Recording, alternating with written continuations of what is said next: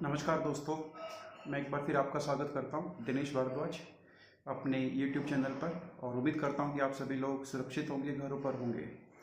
And we will be following, you can say, lockdown जो हमारी government की तरफ से हमारे पास ऑर्डर आया है। तो जैसा कि हम जानते हैं कि हमारी जो क्लासेस होती है वो इंग्लिश को लेकर होती है। तो आज उसी क्लास को हम आगे बढ़ाएंगे। और जो पिछली क्लास थी हमारी, 2-3 जो क्लासें हुई हैं वो प्रेजेंट सिंपल टेंस को लेकर हुई है। और मैं उम्मीद करता हूँ कि प्रेजेंट सिंपल टेंस आपका काफ़ी क्लियर हो गया होगा, क्योंकि जिस तरीके से मैंने आपको वो समझाया है उसमें मैंने काफ़ी टाइम लिया है और काफ़ी प्रैक्टिकल तरीके से आपको समझाया है। अगर आपने प्रैक्टिस किया होगा तो surely you will be comfortable at this. अगर आपने प्रैक्टिस नहीं किया तो प्रैक्टिस दोबारा से करें और कोशिश करें उस चीज़ को समझने की, ताकि आप उसको अपनी लाइफ में यूज़ कर सकें। क्योंकि जैसा कि मुझे अजय सर ने बताया कि आप सभी KVS की प्रिपरेशन कर रहे हैं, और KVS की प्रिपरेशन जो लोग कर रहे हैं, एग्ज़ाम पास होने के बाद उनको इंटरव्यू के लिए जाना होगा। और इंटरव्यू आपका देश के किसी भी हिस्से में हो सकता है। और सपोज़ आपका इंटरव्यू ऐसी जगह होता है जहाँ आपको इंग्लिश में बोलना पड़े और आपको इंग्लिश ना आए, तो मुश्किल होने वाला है। इस चीज़ की वजह से आपकी नौकरी भी जा सकती है। तो I request you to follow me carefully and to practise whatever we are teaching you. And if you have any problem you can leave any comment. आप कमेंट कर सकते हैं, we will entertain your comments and we will try to teach you everything whatever is required for your job. तो अपने chapter को आगे बढ़ाते हैं। और आज जो क्लास हमारी होगी, प्रेजेंट सिंपल से हटकर दूसरे टेंस की तरफ आज हम जाएंगे। और जो दूसरा टेंस हमारा आज का होने वाला है वो है प्रेजेंट कॉन्टिन्यूअस टेंस, जिसको हम प्रेजेंट इम्परफेक्ट टेंस भी कहते हैं। तो प्रेजेंट कॉन्टिन्यूअस, जैसे कि इसके नाम से ही पता चल रहा है कि प्रेजेंट कॉन्टिन्यूअस का मतलब है कि वर्तमान में कोई काम जारी। जारी का मतलब कोई काम चल रहा है। तो जब भी हम प्रेजेंट कॉन्टिन्यूअस की बात करेंगे तो इसमें एक बात हमारे समझ में आ जानी चाहिए, या हमें अंडरस्टूड होनी चाहिए कि इसमें जो हम बात कर रहे हैं, रहा है, रही है, रहे ही की बात कर रहे हैं। तो जहाँ भी रहा है, रही है, रहे आए, या आपको ये सेंस आए कि काम जारी है, तो वो प्रेजेंट कॉन्टिन्यूअस या प्रेजेंट इम्परफेक्ट टेंस होता है। तो इसमें भी 3 प्रकार के सेंटेंसेस होते हैं, जैसे हर एक सेंटेंस में, हर एक टेंस में होते हैं। जैसे हमने प्रेजेंट सिंपल में भी बात किया था, प्रेजेंट अफर्मेटिव जिसको हम पॉजिटिव भी कहते हैं, प्रेजेंट नेगेटिव और प्रेजेंट इंटरोगेटिव। तो इंटरोगेटिव आपका होता है, आपका पॉजिटिव होता है और आपका नेगेटिव होता है। ये सब चीज़ें हम पिछली क्लास में पढ़ चुके हैं, और जिन लोगों ने हमारी पिछली क्लास नहीं देखी तो वो जाके उसको देख सकता है और उन चीज़ों को समझ सकता है। तो अभी हम बढ़ते हैं प्रेजेंट कॉन्टिन्यूस की तरफ, और जो हम अभी करेंगे प्रेजेंट अफर्मेटिव हम करेंगे, मतलब प्रेजेंट पॉजिटिव। अगर हमें पॉजिटिव सेंटेंस बनाने हैं तो हम कैसे बनाएंगे। तो सबसे पहले इसकी फॉर्मेशन पे एक बार ध्यान देते हैं, फिर हम कुछ प्रैक्टिस करेंगे। तो जो उसकी फॉर्मेशन रहने वाली है वो ये रहेगी। सबसे पहला आपका किसी भी सेंटेंस में सब्जेक्ट आता है, चाहे हम नेगेटिव की बात करें या पॉजिटिव की बात करें। सब्जेक्ट के बाद आपका इसमें आपकी हेल्पिंग वर्ब आएगी, और हेल्पिंग वर्ब आपकी चेंज हो जाएगी सब्जेक्ट के अनुसार। मैं फिर से बताता हूँ, सबसे पहले आपका सब्जेक्ट आएगा, सब्जेक्ट के बाद आपकी हेल्पिंग वर्ब आएगी, और हेल्पिंग वर्ब जो आपकी होगी वो सब्जेक्ट के अनुसार चेंज हो जाएगी। अगर मैं आई की बात करूँगा तो आई के बाद जो आपकी हेल्पिंग वर्ब आएगी वो एम आएगी। अगर मैं यू की बात करूँगा तो यू के बाद जो हेल्पिंग वर्ब आएगी वो आर आएगी। अगर मैं ही और शी और इट की बात करूँगा तो उसके बाद जो हेल्पिंग वर्ब आपकी आएगी वो इज आएगी। और मैं दे और वी की बात करूँगा तो उसके बाद जो आपकी हेल्पिंग वर्ब आएगी वो आर आएगी। बस यही आपको ध्यान देना है। या दूसरा तरीका समझने का ये है कि आई, और आई के साथ आपका इसमें एम आता है, he she it, third person singular के साथ आपका इज आता है, और उसके अलावा सभी के साथ आपका आर आता है, चाहे वो यू हो, चाहे वो वी हो, चाहे वो दे हो। आपको समझना होगा इस चीज़ को। अगर आपने इसको समझ लिया तो प्रेजेंट कंटिन्यूअस टेंस आपका लगभग यही खत्म हो जाएगा। तो जो उसकी फॉर्मेशन होती है फिर मैं आपको बताता हूँ। सब्जेक्ट प्लस सब्जेक्ट डिपेंड करेगा कि वो आई है, यू है, वी है, आर है, ही है, शी है, इट है, उसके अनुसार उसमें इज आर एम आएगा। फिलहाल मैं बात अपनी करता हूँ कि मैं बात करूँगा अपने बारे में कि कोई काम मैं भी कर रहा हूँ। जैसे अभी मैं टीच कर रहा हूँ, आप सब लोगों को पता है, तो मुझे इसको इंग्लिश में बोलना, तो कैसे मैं बोलूँगा। तो सबसे पहले आपका सब्जेक्ट आएगा, जैसे मैं आपको बता चुका हूँ सब्जेक्ट इसमें क्या है, आई, और आई के साथ हम क्या लगाते हैं कंटिन्यूअस में एम। अभी मैंने आपको थोड़ी देर पहले बताया था। तो आई एम, एम के बाद आपकी वर्ब आएगी, और वर्ब के साथ आपका आईएनजी लगेगा, और फिर आपका उसमें ऑब्जेक्ट लग जाएगा अगर ज़रूरत होगी। तो अभी मैंने आपको क्या बोला, आई एम, क्योंकि काम के जारी होने की बात की है मैंने। चल रहा है काम, मैं टीचिंग कर रहा हूँ, तो जब भी रहा है रही आएगा, इज आर एम तो उसमें आना ही आना, ये बात आपको अपने मन में बिठा लेनी है। तो आई एम टीचिंग, क्योंकि टीच यहाँ पे वर्ब है और काम के जारी होने में हमेशा आईएनजी लगता है। तो इस बात की पुष्टि कहाँ से होती है कि कोई काम जारी है, वो आईएनजी से होती है। अगर कोई आईएनजी लगा हुआ किसी भी सेंटेंस में तो आप समझ लेना कि ये काम के जारी होने की बात हो रही है। तो आई एम टीचिंग। अगर आपके सामने अभी मैं कप लेके बैठा हूँ चाय का, तो मैं आपको क्या बोलूँगा? अभी मैं चाय पी रहा हूँ, तो आई एम टेकिंग टी। फिर से बोलेंगे आई एम टेकिंग टी। ऐसे अगर मैं आपके सामने न्यूज़पेपर लेके बैठा हूँ तो मैं क्या बोलूँगा? क्योंकि न्यूज़पेपर पढ़ने का काम अभी जारी है या मैं उसको पढ़ रहा हूँ, तो आई एम रीडिंग न्यूज़पेपर। बड़ा ही सिंपल है और बचपन से हमने काफ़ी कुछ सीखा, काफ़ी बार इसको सीखा होता है, तो ज़्यादा आपको दिक्कत नहीं आएगी अगर आप प्रैक्टिस करेंगे। प्रैक्टिस नहीं करेंगे तो दिक्कत आएगी। मैंने काफ़ी बच्चों को देखा हुआ है कि जो ये सेंटेंस होते कॉन्टिन्यूअस के, उनमें भी उनसे मिस्टेक होती है, क्योंकि कॉन्सेप्ट उन्होंने समझा नहीं होता है। तो बस कॉन्सेप्ट समझो और इसको यूज़ करें। तो अभी आपके सामने अगर मैं न्यूज़पेपर लेके बैठा हूँ तो आई एम रीडिंग न्यूज़पेपर। अगर मैं आपके सामने अभी खाने की प्लेट लेके बैठा हूँ, खाना खा रहा हूँ, तो मैं क्या बोलूँगा? I am taking food. क्योंकि सारी की सारी जो मैंने आपके सामने बात की है काम की जारी होने की है। यही बात अगर मैं आपकी करूँ, मुझे पता कि आप मेरी वीडियो देख रहे हैं अभी, तो मैं क्या बोलूँगा? You are watching my video. क्योंकि यू के साथ जो आपकी हेल्पिंग वर्ब लगेगी वो आर लगेगी। बस आपको ये ध्यान देना है, आर के बाद आपका वर्ब लगेगा, वर्ब के साथ आपकी आईएनजी लगेगा और आईएनजी के बाद आपका फर्स्ट फॉर्म लगेगा। तो you are watching my videos. Suppose कि आप मेरा वीडियो नहीं देख रहे हैं, अभी आप कुछ राइटिंग कर रहे हैं, तो मैं क्या बोलूँगा? You are writing something. जैसे आप टीवी देख रहे हैं तो क्या बोलूँगा? You are watching TV. देखो बिल्कुल सिंपल है, प्रैक्टिस करें तो बड़ा आसानी से ये होने वाला है। तो यू के साथ आर आएगा, आई के साथ एम आएगा और उसके बाद आपका सब्जेक्ट वर्ब आएगा और वर्ब में आपकी आईएनजी आना है और आईएनजी के बाद आपका ऑब्जेक्ट आना है। कितनी बार हम बोलते हैं? और ऐसे में बात करूँ ही शी इट की, ही शी इट कौन होता है? Third person. जैसे मेरे ब्रदर के दोस्त मेरे घर आते हैं और मेरे भाई को बुलाते हैं खेलने के लिए, मैं उनको मना कर देता हूँ कि सर वो तो खेलेंगे नहीं आज। वो मुझसे पूछते हैं क्यों? मैं सर एक्चुअली अभी वो पढ़ाई कर रहे हैं। तो कैसे बोलूँगा? He is studying. फिर से बोलेंगे ही इज़ स्टडिंग। ऐसे एक दोस्त मेरे घर आके बैठते हैं और उनको खुशबू आती है खाने की, तो मुझसे पूछते हैं कि खुशबू कहाँ से आ रही है? मैं सर खुशबू जो ये आ रही है, मेरी मदर एक्चुअली किचन में खाना बना रही है।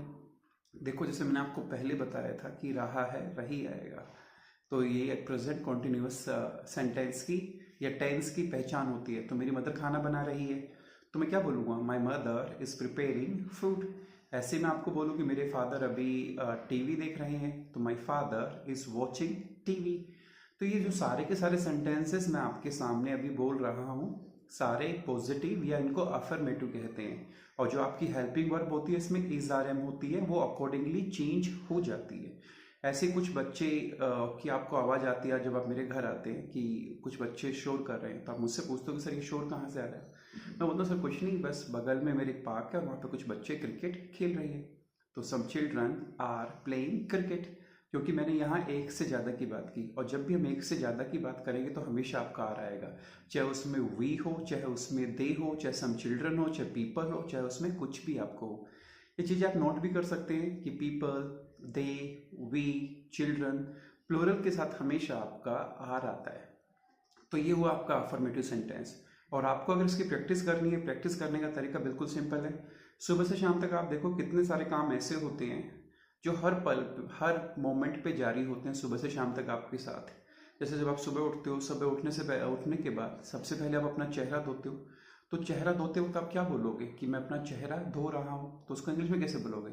I am washing my face.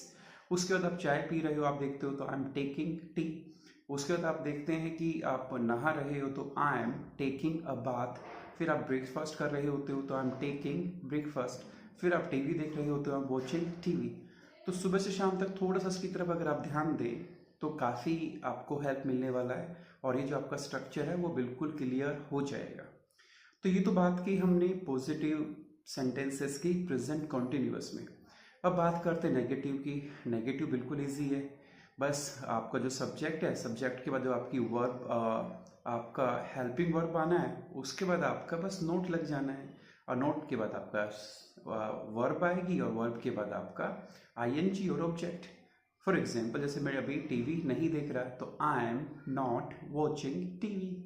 तो देखो जो सेंटेंस था वॉचिंग टीवी, तो आई एम वॉचिंग टीवी के बीच में आपको क्या है, एम के बाद आपको नोट लगा देना है, ही इज के बाद आपको नोट लगा देना है, यू आर के बाद आपको नोट लगा देना है अगर कोई व्यक्ति काम नहीं कर रहा। जैसे मैं भी आपको देख रहा हूँ कि आप लिख नहीं रहे हो तो यू आर नॉट राइटिंग। जैसे मैं आपको देख रहा हूँ कि आप खाना नहीं खा रहे हो, you are not eating food. जैसे मैं आपको देख रहा हूँ कि आप आजकल प्रैक्टिस नहीं कर रहे तो यू आर नॉट प्रैक्टिसिंग। ऐसे मैं आपकी मदर की बात करूँ, फादर की बात करूँ, जैसे आपके फादर अभी स्मोकिंग नहीं कर रहे तो ही इज़ नॉट स्मोकिंग।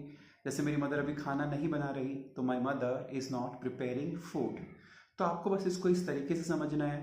तो जो नेगेटिव होता है उसमें आपका सब्जेक्ट हेल्पिंग वर्ब के बाद आपका नोट लग जाता है और बाकी जो आपकी फॉर्मेशन होती है वो बिल्कुल सेम रहती है जो आपकी पॉजिटिव में रहती है। तो आई होप कि इसमें आपको ज़्यादा समय नहीं लगेगा समझने में या उसको प्रैक्टिस करने में, क्योंकि काफ़ी ये ईजी है लेकिन मुश्किल भी होता है कुछ लोगों के लिए। अब मुश्किल इसलिए होता है क्योंकि वो प्रैक्टिस नहीं करते हैं। तो अभी हमने बात की पॉजिटिव सेंटेंसेस की एंड नेगेटिव की। अब हम बढ़ते हैं आगे जो काफ़ी इंपॉर्टेंट है इसमें और जो लास्ट भी है उसको हम बोलते हैं इंटरोगेटिव सेंटेंसेस। इंटरोगेटिव का मतलब प्रश्नवाचक। जब हम सामने वाले से कोई क्वेश्चन पूछते हैं कि कोई काम वो कर रहा है या नहीं कर रहा है। जैसे अक्सर देखा होगा आपने जब हम किसी व्यक्ति को फ़ोन करते हैं और फ़ोन करते वक्त जब हमें एहसास हो कि सामने वाला हमसे बात कर रहा होता है, ऐसे बात करें हाँ या, तो आप समझोगे सीधा सा कि जैसे कि वो खाना खा रहा है, लेकिन आपको पता तो नहीं है तो आप उससे कंफर्म करोगे ना। तो आप कंफर्म कैसे करोगे, आर यू ईटिंग फूड। फिर से बोलेंगे आर यू ईटिंग फूड, क्या आप खाना खा रहे हो। ऐसे कई लोगों के जब हम घर जाते हैं और देखते हैं कि सामने जो हमारे फ्रेंड होते हैं या जिनके हम घर जाते हैं वो टीवी के सामने बैठे होते हैं, टीवी देख रहे होते हैं, तो हम उनको बोलते हैं ना कि टीवी देख रहे हो, आर यू वॉचिंग टीवी। ऐसे ये स्टूपिड क्वेश्चन होता है, जब कोई व्यक्ति टीवी के सामने बैठा तो टीवी देखेगा। अब ये तो है नहीं कि वो बस ऐसे टाइम पास कर रहा है, टीवी के सामने बैठ के टीवी तो देखेगा। लेकिन इंडिया में ऐसे स्टूपिड क्वेश्चन कई बार पूछे जाते हैं जो कि पूछने नहीं चाहिए। क्वेश्चन पूछने का मतलब क्या होता है, जिस चीज़ के बारे में आपको पता नहीं होता। तो आपको तो पता है कि सामने वाला टीवी देख रहा है, आपको पता है कि सामने वाला खाना खा रहा है, लेकिन फिर भी पूछते हैं आर यू ईटिंग फूड। तो कई बार सामने वाले व्यक्ति के मन में सवाल तो आता होगा कि he is mad, he is mad. तो ऐसे क्वेश्चन ना पूछे, क्वेश्चन तब पूछे जब आपको कंफर्म करना है।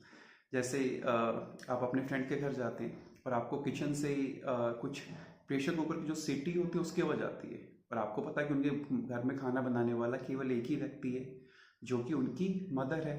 तो आप पूछ सकते हो कि आपकी मदर खाना बना रही है। तो अभी मैंने थर्ड पर्सन की बात की है, थर्ड पर्सन में आपका इज आता है। देखो मैं आपको बड़े आसान तरीके से समझाता हूँ कि इसमें क्वेश्चन कैसे बनाते हैं। अगर वह खाना बना रही है तो शी इज़ कुकिंग फूड। तो जब हम क्वेश्चन बनाते हैं तो इसमें इज आर एम को हम बाहर ले आते हैं, बाकी आपकी फॉर्मेशन सेम रहती है। तो is your mother cooking food. जैसे अभी हम आपके सामने आई एम टीचिंग और मुझसे क्वेश्चन पूछना हो तो आप उसको इज आर एम को बाहर ले आओ, आर यू टीचिंग। जैसे आप अभी मुझे आपसे क्वेश्चन पूछना है कि आप प्रैक्टिस कर रहे हो, आर यू प्रैक्टिसिंग। क्या आप मुझे सुन रहे हो, are you listening to me. क्योंकि मुझे नहीं पता, मैं तो अपने मोबाइल के कैमरे के सामने बैठा हूँ, वीडियो बना रहा हूँ। तो आपसे कंफर्म करना चाहता हूँ, आर यू वॉचिंग मी और आर यू प्रैक्टिसिंग और are you sharing my videos, are you liking my videos, are you subscribing my videos और नॉट। ये सब चीज़ें मैं आपसे पूछना चाह रहा हूँ। तो जब भी हम क्वेश्चन पूछेंगे उसमें आपका इज आर एम बाहर आ जाता है। जैसे आगे बढ़ते हैं, आप मुझे फ़ोन करते हैं और मैं आपका फ़ोन नहीं उठाता, फिर थोड़ी देर के बाद मैं आपको फ़ोन करता हूँ और मैं आपको बोलता हूँ कि सर मैं आपको 10 मिनट के बाद फ़ोन करूँगा। क्यों, अभी मैं टीचिंग कर रहा हूँ, तो आई एम टीचिंग। या आप मुझसे भी पूछ सकते हो, sir are you teaching, are you teaching. तो जब भी आपको क्वेश्चन पूछना है इज आर एम को बाहर ले आएँ। बड़ा ही सिंपल सा स्ट्रक्चर है और काफ़ी इंपॉर्टेंट ये स्ट्रक्चर है। जैसा कि मैंने आपको बताया, अगर सुबह से शाम तक प्रैक्टिस करेंगे तो काफ़ी सारे वर्ड्स इसमें आपको सीखने को मिलेंगे जो आपकी वोकेबलरी में गायब हो चुके होते हैं। और जब कोई और व्यक्ति उनको आके यूज़ करता है तो हमें लगता है कि यस ये तो मुझे भी आता था, लेकिन आपके मन में उस वक्त वो स्ट्राइक नहीं करता। और वो स्ट्राइक क्यों नहीं करता, वो स्ट्राइक इसलिए नहीं करता कि आपने प्रैक्टिस नहीं की होती है। जैसे मैं आपको अभी कुछ एग्जाम्पल दूंगा कि आपके फादर आपको नीचे से आवाज़ लगाते हैं और तब तक आप अपना पानी का पाइप अपने कूलर में डाल चुके होते हो और उसमें पानी भर रहे होते हो, तो बीच में छोड़ के तो नहीं आओगे क्योंकि आपके हाथ में पाइप है। तो आपके फादर आपको बुलाते हैं तो आप जवाब देते हो कि पापा मैं अभी 5 मिनट में आता हूँ, अभी मैं पानी कूलर में डाल रहा हूँ। कैसे सेंटेंस बनाएंगे, फटाफट बताइए, फटाफट कमेंट में लिखिए। देखा, हो गया ना दिक्कत, इतना आसान नहीं होता। तो जो इसके लिए आता है, आप क्या कर रहे हो, उसमें पानी फिल कर रहे हो, तो क्या बोलोगे, I am filling water in cooler. फिर से बोलेंगे I am filling water in cooler. ऐसे पेड़ पौधों में पानी देना क्या होता है, पता ही नहीं होता। जैसे मैं अभी पेड़ पौधों में पानी दे रहा हूँ, आपको बोलूँ, या मेरे फादर पेड़ पौधों में पानी दे रहे हैं, तो कैसे बोलूँगा, तो अटक जाओगे आप। अगर आपने प्रैक्टिस किया होगा तो शायद मुश्किल नहीं आने वाली है। तो my father is watering the plants. My father is watering the plants. So it is very very important to practice whatever I am teaching you, because without practice it will be fruitless. If you want fruits, you just need to practice as much as you can. जैसे कि मैंने आपको अभी बताया कि हर moment पे आप कोई ना कोई काम कर रहे होते हो, तो उसको ध्यान दो, कोशिश करो उसकी इंग्लिश बनाने की, कि इसकी इंग्लिश कैसे बनेगी। जैसे अपनी मदर को देखो, अभी आपकी मदर पोछा लगा रही है, तो कैसे बोलोगे, पोछा लगाने को हम इंग्लिश में बोलते हैं मॉप। और काम के जारी होने के लिए हमेशा ING आता है, मैंने आपको बोला। और इस बार हम डिपेंड करता है कि हम किस सब्जेक्ट की बात कर रहे हैं। तो यहाँ पे मैंने अपनी मदर की बात की, तो my mother is mopping the floor. ऐसे ही मैं देखता हूँ कि जो मेरे ब्रदर हैं वो डांस कर रहे हैं, तो माई ब्रदर इज़ डांसिंग। ऐसे ही मैं देखता हूँ मेरी जो नीस है वो अभी मोटू पतलू देख रही है, तो she is watching Motu Patlu. तो क्वेश्चन देखो कितना आसानी से बनता है। और ऐसे ही आपको क्वेश्चन के लिए प्रैक्टिस करनी है। जैसे किसी कुछ कंफर्म करना है, आपके सामने कोई व्यक्ति बैठा हुआ है और बार बार अपनी घड़ी को देखता है। एक बार वो घड़ी को देखता है, एक बार वो बाहर देखता है, एक बार वो घड़ी को देखता है, एक बार वो बाहर देखता है। तो ऐसा लग रहा है किसी को वेट कर रहा है, तो हम उससे क्या पूछेंगे, are you waiting for someone, are you waiting for someone. ऐसे ही आप कभी इंग्लिश नहीं बोलते थे, अब आप इंग्लिश बोल रहे हैं थोड़ी बहुत, तो सामने वाले को लगेगा कि शायद ये व्यक्ति इंग्लिश सीख रहा है, लेकिन कंफर्म आपसे करेगा, आर यू लर्निंग इंग्लिश। फिर से बोलेंगे, आर यू लर्निंग इंग्लिश। तो अवेयरनेस को थोड़ा सा आपको जगाना है अपनी। और अगर आप अवेयर हो गए तो English is not a big task, it's a piece of cake, it's a piece of cake. जैसा कि हमने पहली क्लास में भी सीखा था, जब कोई चीज़ काफ़ी आसान होती है तो उसको पीस ऑफ केक बोलते हैं। तो indeed English is a piece of cake if you give full attention, if you practise hard, if you do your efforts and if you follow us, for sure I guarantee you कि आप काफ़ी अच्छी English बोलेंगे। बस आपको follow करना है, आपको देखना है कि जो हमारा तरीका है वो कैसा है पढ़ाने का, और कैसे आपको प्रैक्टिस करना है। और मैं फिर से आप लोगों को कहता हूँ कि what ever the queries you have, जो भी आपकी क्वेरीज ना, आप कमेंट लिखें और आप हमें बताएं। यू कैन टेल अस कि these are the things which we want, ये चीज़ें जो हम क्लियर करना चाहते हैं, और ये चीज़ें जिस पे कि हम चाहते हैं कि आप अपनी वीडियोस बनाएं। और जो अगली मेरी वीडियो आएगी वो इंटरव्यू के लेके आएगी। जैसे कि अजय सर ने भी आपको बताया होगा कि जो इंटरव्यू है वो काफ़ी इंपॉर्टेंट पार्ट है। आप सभी लोग प्रैक्टिस कर रहे हैं या तैयारी कर रहे हैं KVS के एग्ज़ाम की, और KVS का एग्ज़ाम पास होने के बाद you have to go for the interview. And interview कैसे क्रैक करते हैं, this is an art, this is an art. तो उस आर्ट की हम बात करेंगे और कोशिश करेंगे कि उसको हम कैसे डिस्कवर करें, कैसे हम उसमें अच्छा कर पाएँ, वो सब तरीके मैं आपके सामने लेके आऊँगा। लेकिन इस बीच आप मेरी वीडियोस को शेयर करते रहें, लाइक करते रहें, और जो लोग नए हैं वो हमारे चैनल को सब्सक्राइब करें और अपने दोस्तों को इसके बारे में बताएं, जो ये लॉकडाउन का पीरियड है इसका फ़ायदा उठाएं। There are so many people these days, आजकल काफ़ी लोग हैं जो काफ़ी अपनी स्किल्स को अपडेट कर रहे हैं। अगर आप लोग नहीं कर रहे तो I want to urge you, please all of you should make most of this time. ठीक है, इस समय का ज़्यादा से ज़्यादा यूज़ करें और make most of your time. इसको हम अगले चैप्टर में, अगली क्लास में थोड़ा एलोब्रेट करके पढ़ेंगे और देखेंगे कि इसको हम यूज़ कैसे कर सकते हैं। तो आज जो हमने सीखा वो प्रेजेंट कॉन्टिन्यूस टेंस सीखा है, और उम्मीद करूँगा कि आप प्रैक्टिस करेंगे and you will make most of your time. So bye, thank you.